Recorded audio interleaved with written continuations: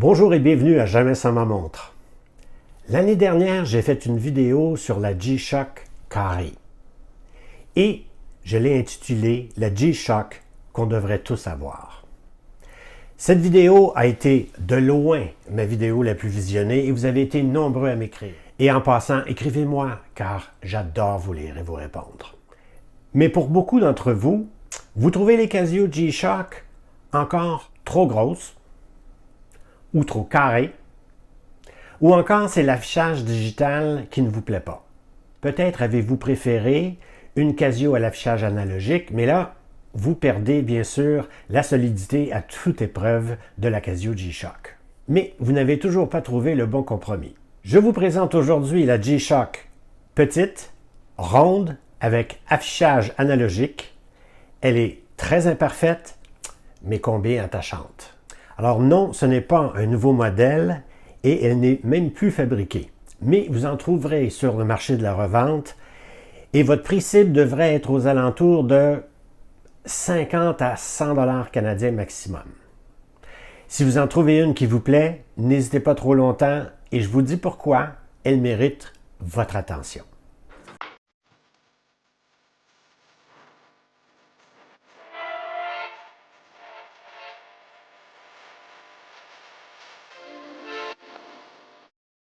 Voici ce que vous devez savoir sur ce modèle. La marque c'est Casio, le modèle AWG-101. Le module à l'intérieur c'est le 4765. C'est une quartz Tough Solar, donc solaire. Taille du boîtier, vous avez ici 46,5 mm. Ça ici c'est au protège-poussoir à 3h et 9h. Sinon, 45 mm ici en diagonale. Longueur corne à corne 52 mm, mais attendez de l'avoir au poignet. L'épaisseur 14,85 mm. Encore là, vous allez voir au poignet, elle se porte beaucoup mieux que ses dimensions pourraient le suggérer. Le verre est bien sûr minéral. Vous avez une étanchéité proposée de 200 mètres, un poids total de 54,3 grammes. Les fonctions, attendez, il y en a beaucoup. Elle est GMT, 29 fuseaux horaires, heure mondiale de 48 villes, compte à rebours de 60 minutes, chronographe 60 minutes au centième de seconde, alarme et témoin sonore, heure atomique multibande 5.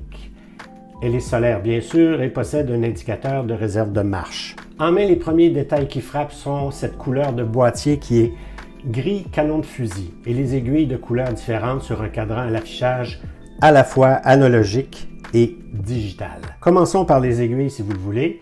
Vous avez une aiguille des heures qui est rouge avec une partie trouée et une partie lumineuse. Pour la luminosité dans le noir, n'ayez pas trop d'attente. C'est un peu faible et je vous la montre dans le noir un peu plus tard dans la vidéo car il y a une fonction de rétroéclairage qui est en fait un peu cocasse. Ensuite, le cadran est de couleur anthracite et il est texturé parce que c'est en fait une cellule solaire qui alimente la pile du mouvement quartz. On y lit Casio G-Shock et Tough Solar au-dessus du pignon. Multiband 5 en rouge sous le pignon. Vous voyez un modèle plus récent. Il sera écrit Multiband 6, qui est la version plus récente du capteur du signal radio. Parce que cette montre reçoit un signal radio de l'horloge atomique à toutes les nuits et donc la montre est toujours à l'heure. Indice blanc, lumineux aux heures, marqueur de minutes et d'heures sur le rehauts. Il y a 3 sous-registres en retrait du cadran et leur affichage peut être changé à l'aide des 4 boutons sur le boîtier de la montre. Les boutons sont Mode, Adjust, Reverse, pour retour en arrière, Forward pour marche avant. Notez que sur le cadran, les inscriptions correspondantes seraient ici Select, Display pour affichage, Light pour éclairage et enfin Receiving pour réception de signal. Sur les sous-registres, en ce moment, on a le jour à gauche ainsi que les codes ALM pour alarme SIG pour réception de signal de l'horloge atomique et DST pour Daily Savings Time ou heure avancée. Dans le cadran de droite, on a les secondes et on a aussi WR 20 bars, ce qui veut dire 20 bars d'étanchéité ou 200 mètres. À 6 heures, le troisième cadran indique d'où provient le signal de l'horloge atomique. Dans mon cas, puisque je suis à Montréal et que le signal provient de Fort Collins au Colorado aux États-Unis, la différence entre le multiband 5 et le multiband 6, c'est un émetteur supplémentaire en Chine.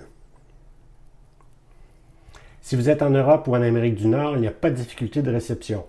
Australie, Nouvelle-Zélande, Afrique du Sud, Amérique du Sud, multiband 6 ne fonctionnera sans doute pas pour vous.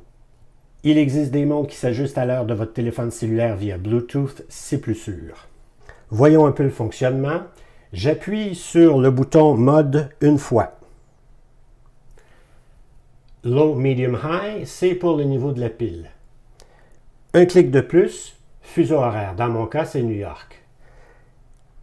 TMR pour timer, donc compte à rebours. STW pour stopwatch, donc chronographe. Et enfin ALM pour alarme, et il y en a 5. La prochaine, c'est H.SET pour handset, c'est pour régler les aiguilles. Si on regarde bien en haut, sur ce sous-registre à gauche, SPL, c'est split time ou temps intermédiaire dans la fonction chronographe. Mute, c'est pour vous indiquer que le témoin du signal horaire est à la position muet ou non. Et PS pour Power Saving Mode ou en mode économie de pile. L'affichage de la montre s'éteint complètement si la montre est inutilisée ou loin d'une source de lumière. Vous poussez sur un bouton et l'affichage revient instantanément et bien sûr, vous avez l'heure juste. Je ne vous montrerai pas toutes les fonctions une par une, mais je vais vous montrer au moins la fonction de chronographe. Alors, ici, mid, New York, timer, stopwatch pour chronographe. On le met en marche à droite en bas.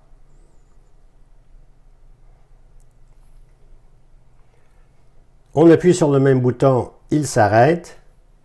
On le remet à 0 en haut à gauche. Et voilà. Au poignet, vous voyez quand même que ce n'est pas une montre si grosse que les chiffres pourraient le laisser présager. Le bracelet est en résine souple et confortable, avec boucle et ardillon en acier poli.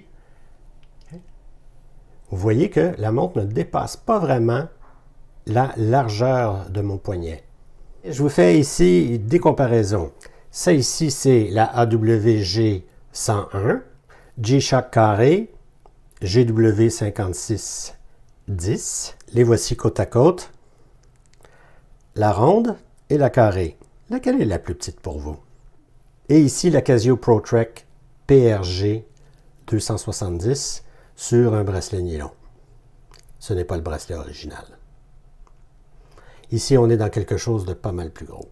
Pour la lisibilité, les aiguilles, ça va. Pour les sous-registres, alors là, c'est petit. L'éclairage LCD vous permet d'illuminer le cadran. C'est loin d'être parfait et on est assez loin de ma Casio ProTrek ou de ma Casio carré, mais ça fait le travail. Mais c'est quand même une vieille technologie qui fait sourire un peu de nos jours. Et voici son rétroéclairage. Bonne chance pour voir les sous-registres. Et ça dure que 2 secondes. Dans des versions plus récentes en Multiband 6, vous la trouverez en bleu, intégral, en cadran noir et boîtier bleu, en cadran noir et boîtier rouge, et boîtier noir et cadran blanc. N'oubliez pas de vous abonner à la chaîne, de donner un like à la vidéo et surtout d'activer le rappel pour être informé des nouvelles vidéos publiées sur la chaîne et ne rien manquer. Merci. En résumé, voici ce qu'on aime de la Casio AWG 101 G-Shock. Tout d'abord, c'est une G-Shock, donc étanche et presque indestructible. Deuxièmement, sa taille. Elle est tellement plus compacte que la plupart des G-Shock et elle passe partout. Troisièmement, l'affichage. Ici, vous avez le choix d'affichage analogique ou d'affichage digital. Pour ma part, j'aime bien l'affichage analogique. En dernier lieu, elle est solaire et multibande, ce qui veut dire que c'est une montre qui ne nécessite ni pile ni ajustement, très pratique. Voici ce qu'on aime moins de la G-Shock AWG 101. D'abord, sa lisibilité. Les petits chiffres sur les registres en affichage digital ne pourraient pas convenir à tout le monde. C'est quand même petit. En deuxième lieu, le rétroéclairage.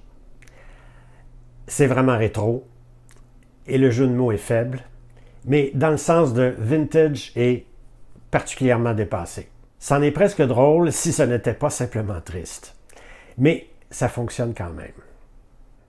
Si vous êtes fan comme moi de Casio, j'ai deux vidéos à vous proposer. D'abord, celle de la Casio G-Shock carré et celle de la Casio ProTrek qui sont là. Merci d'être resté jusqu'à la fin et au plaisir de vous retrouver dans une prochaine vidéo.